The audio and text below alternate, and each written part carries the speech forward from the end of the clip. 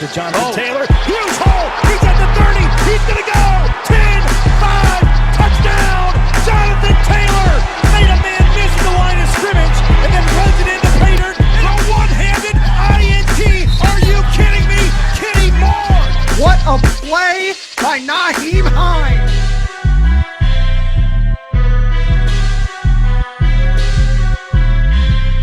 Horseshoe is back, baby. The horseshoe is back. What's going on, Colts Nation? Welcome back to another episode of the Bring the Juice Colts podcast. Cody Felger here. Andrew Thomison back on the podcast once again. Andrew, how you doing, man? I'm doing well, Cody. All is well here with my family and personally. How about you? I'm doing pretty good, man. Doing pretty good considering the kind of downtime we have right now in the off season, and excited this next month for training camp and all that kind of stuff. I think it's going to be a really good time, but yeah, doing as well as I can right now. So, Andrew, you wrote an article for Stampede Blue a couple days ago and really was looking at this Colts defense, right? And, the Colts defense was pretty good in 2020, all things considered. They were 8th overall in total yardage allowed, 10th overall in points per game allowed. But, all wasn't perfect on this Colts defense. There were still some things the Colts probably could have cleaned up and need to clean up if they want to take this defense from being a pretty good unit in 2020 to a great unit or even an elite unit in 2021. And so, Andrew, you referenced specifically the Colts defensive line, right? And how last year we talked about, and we've talked about it to death on this podcast, how, the interior of your defensive line is pretty good, especially DeForest Buckner, what he provided. But where the problem came in was the lack of edge pressure at times. And obviously the Colts felt that way with what they did in the draft, and they drafted 2 defensive ends back-to-back there in rounds 1 and 2. What are your overall thoughts? Just take me through a little bit your thought process in this article and just this topic of conversation that I feel like is really, really good for Colts fans to consider and talk about. Well, for me, Cody, it like you said, it primarily relates to the defensive line. And one of the biggest issues is myself, and I'm sure many others have pointed out, was the inconsistency in terms of pass rush along the edge. And that's where, like you said, we saw the Colts go in the first 2 rounds of the draft. And first-round pick, Kwity Paye out of Michigan. Second-round pick, Ballard doubled down and took Dio Adengbo. And so even though Adengbo may not contribute right away, there are certainly traits that obviously the Colts were excited about, because they took him so high. And then there were several reports, after the draft by Stephen Holder and Zach Kiefer and many other Colts reporters that other teams had interest in Dio Adengbo. It wasn't just the Colts, that he wasn't going to fall farther from where the Colts ended up taking him. I think it was 54th overall. But yeah, for me, like I said, it's can the Colts defensive line go from good to great? Because they were really good last year, especially towards the back half of the season. The run defense was exceptional. I think they were second in the NFL, only to Tampa Bay.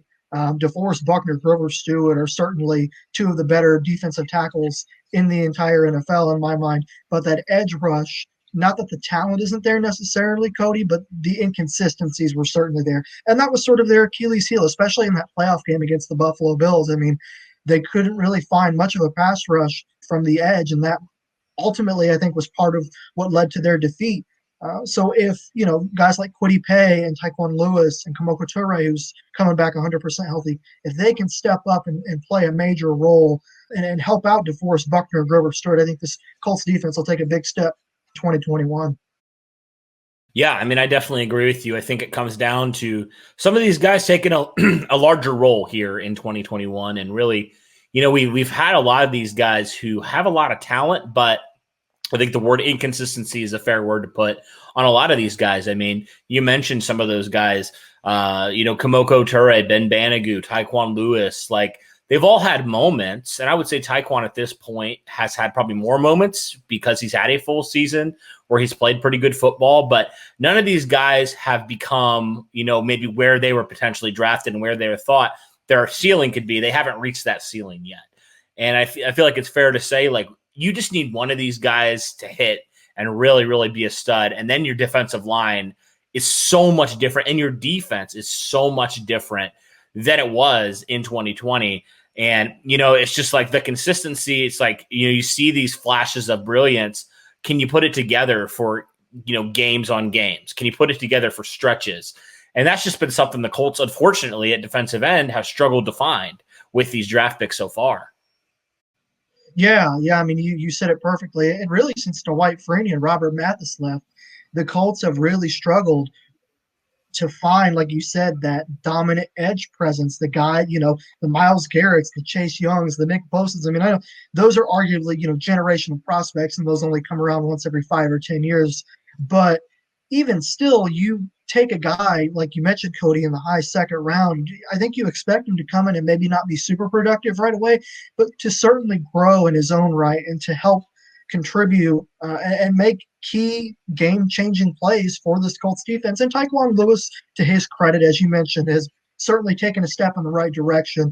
Kamoka Toure, by no fault of his own, has had some injuries that he's looking to obviously bounce back from. And then Bam Banagous hasn't really shown much just yet. I know the Colts are really hoping that he hits home in this 2021 season and obviously moving forward too. And that'll really be a big determining factor about how, solid this Colts defense can be in the 2021 season. I mean, to me, Cody, those two things go hand in hand: pass rush and cover ability from your corners. I mean, if your corners can cover for a long enough period, then your pass rush can get home. But if your pass rush can get there within 2 to 3 seconds, then your corners don't have to cover as long. So it all is a part of each other to a degree. And I think that's, like I said, going to be a major part of what this Colts defense looks like for this 2021 season. Yeah, there's a couple things that you mentioned that I think were interesting. I want to kind of double back on. You mentioned just the way the Colts like to rush for and get to the quarterback. That's kind of how their defense is predicated on. They want to be able to rush for and get home doing that. And I think that's been really what their Achilles heel has been on this defense, right? They haven't been able to fully rush for and get consistent pressure. Sometimes they'll have really, really good games, right? But then other games, they're barely touching the quarterback. So it's just like something, consistency needs to happen there. And just even getting one of these guys that can consistently rush, I think will be so huge. And also Kwity Paye, who we mentioned coming in, we think he could has the potential to be a really good pass rusher here in the near future, but he's still a rookie, right? He's still going to have some growing pains, as every player does, especially players taken a little bit later on in that first round. Most of the time, especially with pass rush, it seems like unless you're like the Chase Young, the Nick Bosa's, or Myles Garrett's, it typically takes a little bit longer for pass rushers to kind of fully get to their potential right away, right? They're not normally coming in and having double-digit sacks as a rookie. That's just reality in the NFL. Not to say he can't do it, because I think he definitely can, but I think that also just expedites the need for one of these other 2, 3, 4-year veterans to really take that leap forward. And honestly, I feel like it's just a little bit like the standard for the second round picks is so high. It's almost a little bit unfair to some of these guys with how good Ballard has been at finding these second round guys. I mean, my goodness. You have Darius Leonard, Braden Smith, just to name a few there, man. And Michael Pittman, even last year, look what he did, and Taylor. And then you have some of these other guys on the defensive line, and you're just like, haven't seen that kind of impact quite yet. So I feel like it's a little bit unfair, but also you do need to see that come to fruition here very soon if your defense wants to take that next leap and become a dominant unit, like we said, in 2021. That's what it's going to take, in my opinion. Oh, I agree completely. And the other thing too, Cody, look at where the NFL is going. If it's not already there, it is a pass-heavy, pass-oriented league where you have quarterbacks that can constantly move outside the pocket and make plays off script. Of course, you have some quarterbacks in there that aren't really as mobile. Maybe your Kirk Cousins or Jared Goffs, Tom Brady, obviously. They don't really scare you from a dual threat standpoint, but your Lamar Jacksons and your Patrick Mahomes and Russell Wilsons and Kyler Murrays, all those guys can make you miss from the interior of the pocket. Like I said, they can get outside and make plays off script. And so the importance of having a pass rush is vital, now more than ever, really, because in order to compete with those guys, you have to be able to get them on the ground. And like I said, with their ability to move outside the pocket and whatnot, it makes it even harder and more difficult for those defensive ends. Yeah. Oh, for sure. And we even saw in that Buffalo game, right? Like, why was the big reason the Colts couldn't get off the field on defense? It was because they could not consistently put pressure on the edge on Josh Allen. And he was able to do things that that's a reason why he was taken so early, and the reason why the Bills have entrusted their franchise into him. And it seems like a lot of these quarterbacks in the AFC and some of the contending teams have quarterbacks like that can do a little bit of both. They can throw it, they can pass it.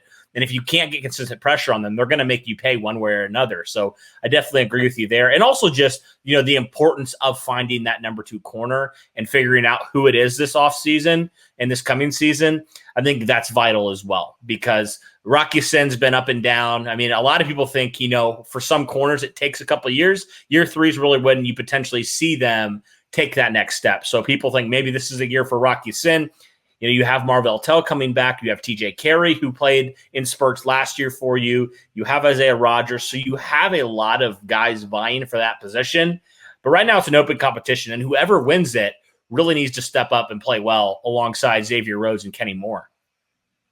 Oh, absolutely. I mean, that's vital. I mean, you mentioned it. The Colts pass defense was ranked 20. It's not terrible, but it's certainly not top 10 or top 5. I'm sure where Chris Ballard and Matt Eberflus and Frank Reich would really like it to be. And so finding that number 2 corner is vital for this defense. I mean, Xavier Rhodes was exceptional for the team last season. And then Rocky Sin, he had some of his moments.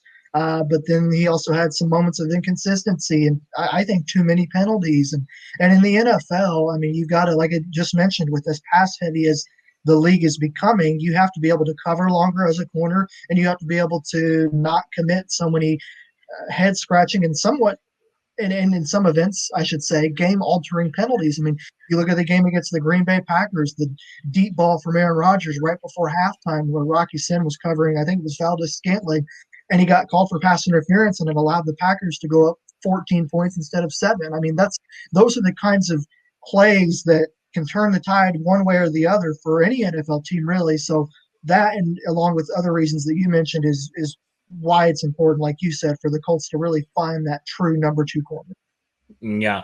And fortunately for guys like Rocky Sin and Isaiah Rodgers and, all these other young corners, they're going to finally have an off season here where they're with the team fully, right? Last year was just so weird with all the COVID protocols and all that stuff, not being able to be with your team. And I just wonder how much that messed with some of those young corners, specifically Rocky Sin in this case. And I wonder how much more now being in the room now with those guys, with a Xavier Rhodes, with a Kenny Moore, even with a TJ Carey who has experience, how much more valuable it's going to be for some of these young guys, and to see what kind of leaps they can take here in their first couple seasons. So I'm really looking forward to that. But yeah, Andrew, I think you're exactly right. If there's an Achilles heel of this defense, it's been the pass defense. It's been the pass defense, it seems like, for a couple of years now. And if the Colts can take that next leap on defense, they can go from just a good defense to potentially a top 5 defense. All right, guys, that'll do it for this video. Thank you guys for tuning in. Thank you, Andrew, for coming on as always. It's always a good time. Absolutely. All right, guys, if you're still here, thank you so much. If you haven't yet, be sure to hit that like button. Be sure to subscribe, turn on notifications so you know when we post new videos. And also check out Andrew's article on StampyBlue.com. I know we touched on it a little bit, but read that article and, leave good feedback, do all that kind of stuff, because Andrew, I know you put in good work. I know the kind of grind you're on. So people, please check him out. He's always awesome, and give him a follow on Twitter also, because he posts great Colts content there. But all right, that'll do it for this one, guys. Thanks for tuning in. And as always, go Colts.